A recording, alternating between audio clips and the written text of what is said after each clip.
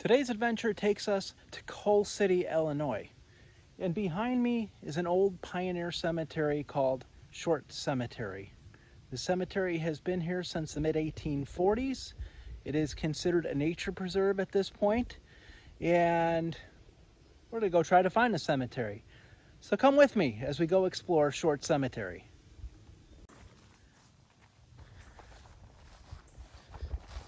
Hopefully this is a short walk to Short Cemetery.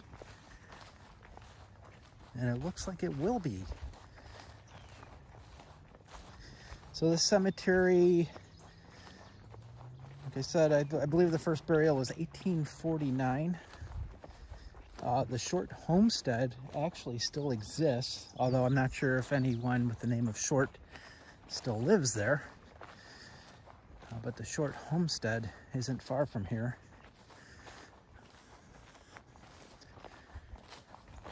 Let's walk up here. Closed from dawn till dusk. That's good. Prevent some ne'er-do-wells, if you will. Here we go. Here's a sign. Yep, Short Cemetery is a nature preserve, and you can read it. You can pause this and read it if you'd like. Got some prickly pears in there. Visitors are welcome, so that's good. We can go in, although the gate does appear to be locked. It is daylight, and I can get around that gate pretty well.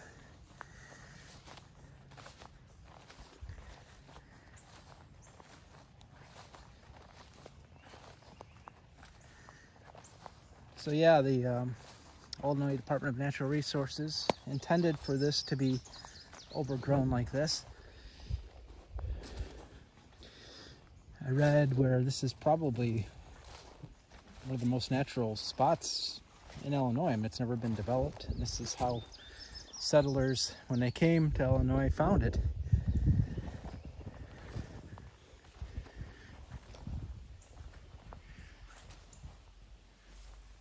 John Willanowu. Willanowu? I don't know. I don't know who. Willanowu. Okay. So, John died in 1905. 1905, okay, and his wife died in 1892.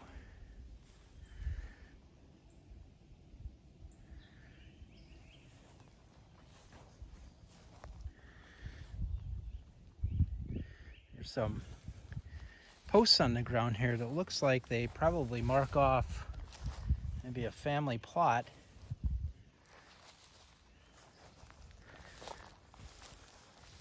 This is also called Oak Ridge Cemetery, but I believe this is probably why this is called Short Cemetery. Lemuel Short, 1819, 1895. Sarah, his wife, 1906. It looks like these are the rest of his family here. We have Mary and Warham. W-A-R-H-A-M. That I haven't seen that name before. That is an interesting name. And on the other side of the plot here, we have, this says mother, and I'm guessing this would say father. Yes, absolutely, that says father.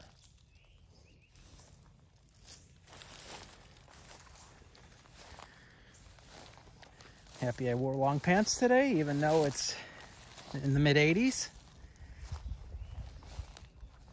There's some recent burials in here, and by recent, I don't mean within the last 15 years. Bernard, 1942. That's nice. Never too busy to be a friend. That's fantastic saying. Bernard was only 32 years old.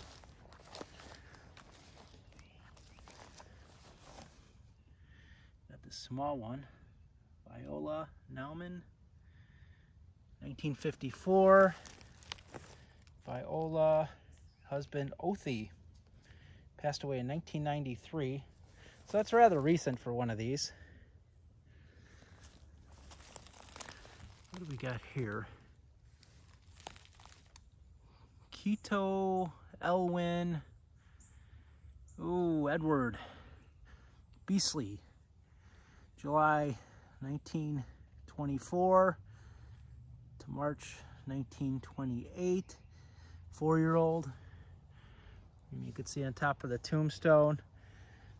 I assume that's probably a lamb, because usually with young children they'll put a lamb on the tombstone.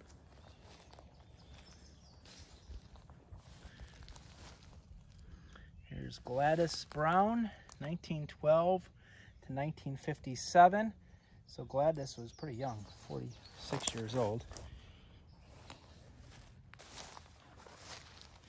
This is a pretty fast cemetery. There's 110 markers in here, according to Find a Grave. Guthert Peart, not Neil. September 6th, 1831. October 13th, 1910. And his wife, Anne, 1873.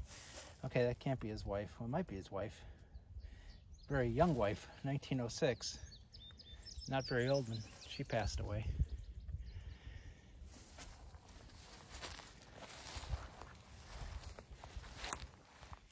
There's a lot to look at in here. So the camera's going to be going everywhere, ladies and gentlemen. Daniel Leake died in 1878. He was 78 years old.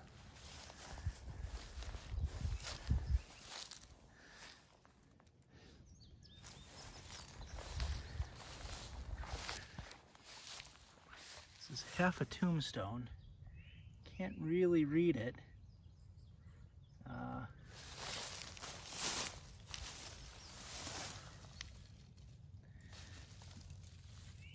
Very difficult to read. I wonder where the other half is. It's probably under the soil. That's generally what happens. These tombstones break and then they just get buried in soil, unless this is it here. This is a, no, that's not it. That one's just buried.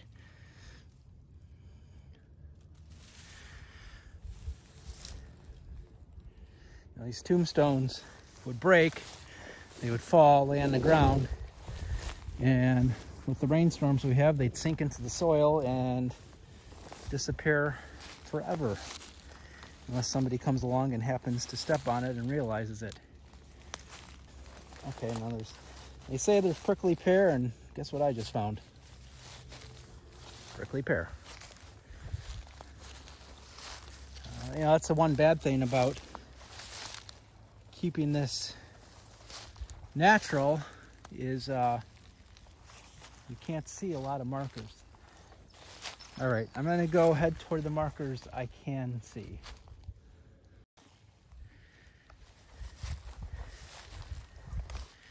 All right in front of me is the base to a tombstone. You could tell at some point in time somebody put it back together, because looks like they put some like landscaping glue on there. However, it is once again gone, and you wouldn't think it'd go too far, but I do not see it. John Edward Peart, 1861 to 1910, and Sarah, assume that's his wife. Wow, she's only 33 years old when she passed away. This is awesome. Look at that detail work on the post. I mean, that's been there for a long time. And you can see, I don't know if you can see it here. Let's get this into view. The bracket for where there was a gate at one time. That is really nice. It's nice to see that almost completely intact. Look at that. That is really nice.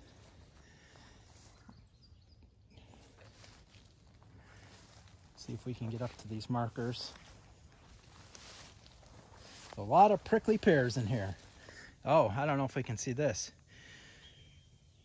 So this grave in here is completely sunken. And that's one thing I worry about when I walk through cemeteries that are overgrown like this, because had I not noticed that and stepped there, I mean, that's a good 1.5 to 2 feet down, and I definitely could have twisted an ankle or hurt myself. But that is a sunken grave. William Vaughn, it looks like, died 1864, 80 years old. Wow. All right. Jacob, I don't want to step in the sunken grave, so we're gonna, okay, 1821, 1891, Jacob Williams. Oh, and here's some more up here. You can read that. It says, it's a little hard to read because I'm looking right up into the sun, but it says Anne. I'm guessing wife of Jacob Williams would be my guess. I mean, this is just all these posts. Look at all these posts. I mean, they're just beautiful.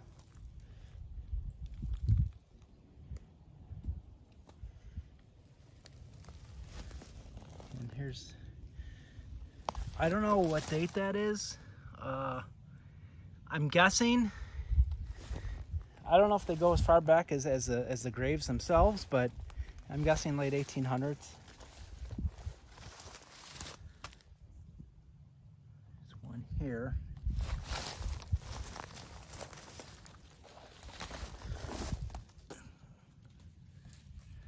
JW are the initials on that.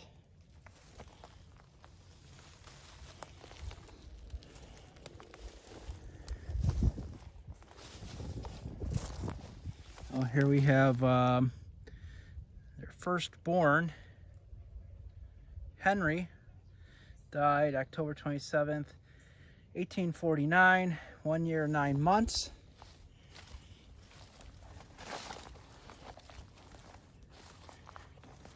That's interesting how the center grave is so sunken, but these graves next to it are not. Huh. I see Margaret. That's pretty much all I can read on this one. February, it looks like 1881 she died. There's another one that is very hard to read. A hand holding the Bible on both of these.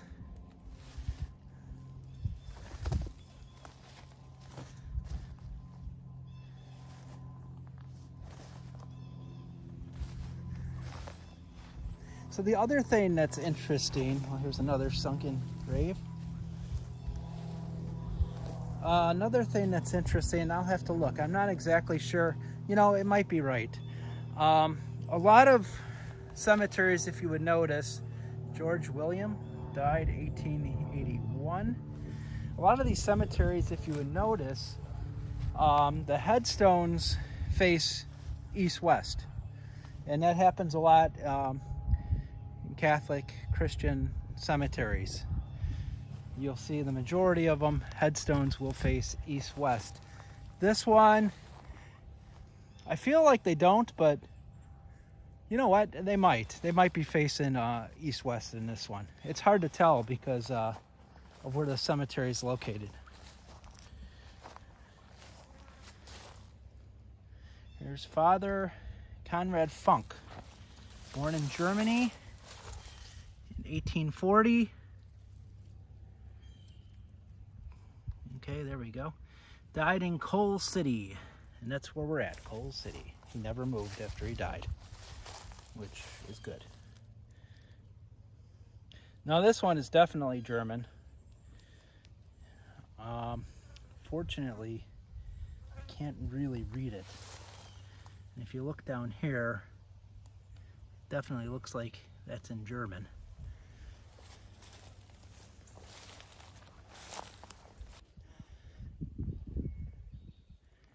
So this one here is facing a different direction. John Windell. March 1911 is when John passed away.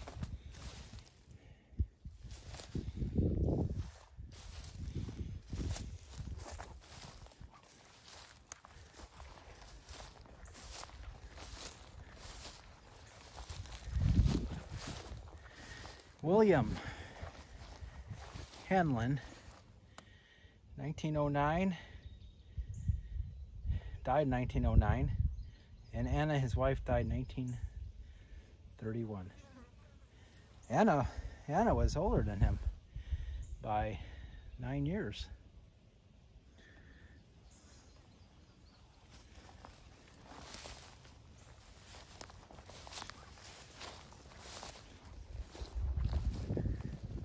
I'm trying to get most of these, at least the bigger ones.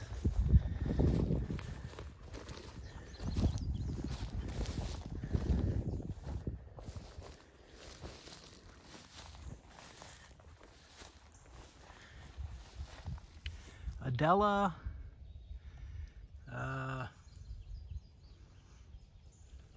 Rearder, maybe? Wife of somebody. I don't want to move the vines. Let the vines be.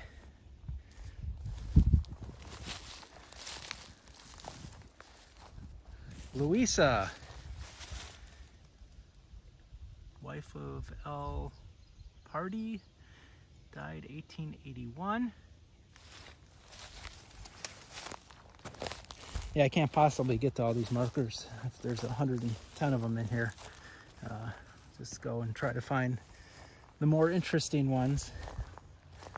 This large one here seems interesting. Thomas Cameron, age 53 years. John Cameron, age 81 years. And John Cameron, age 76 years. So I'm assuming the two Johns probably brothers, and Thomas is one of their sons, would be my assumption.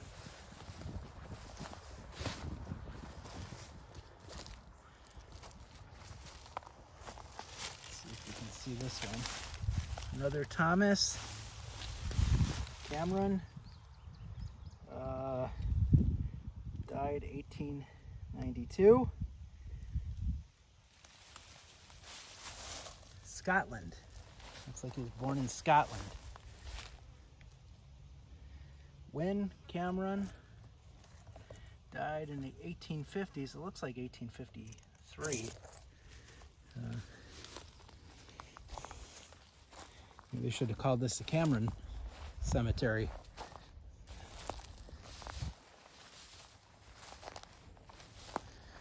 There's Catherine, daughter of somebody. I'll move it.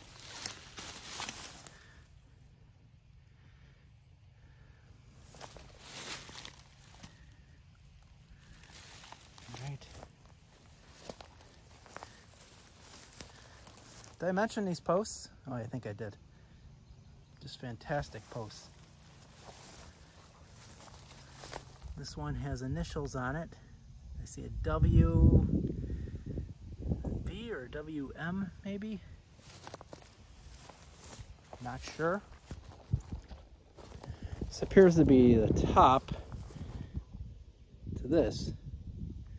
And it looks like it says Henry, son of somebody.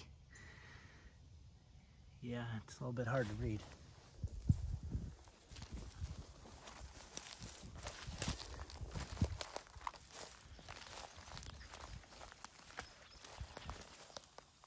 This one's in very nice shape. Catherine Lyons, 1859 to 1897.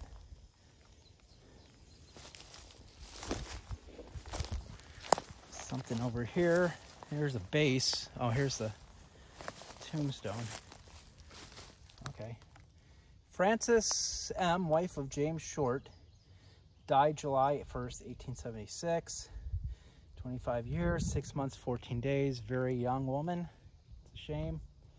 And you can see that this one is not made out of limestone and has survived very well through the years.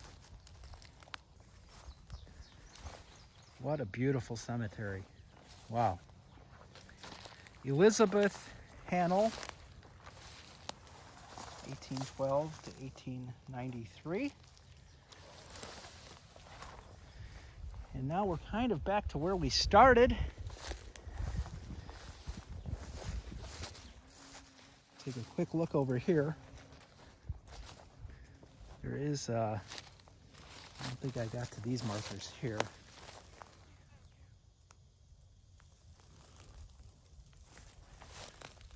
Twyla, Perona.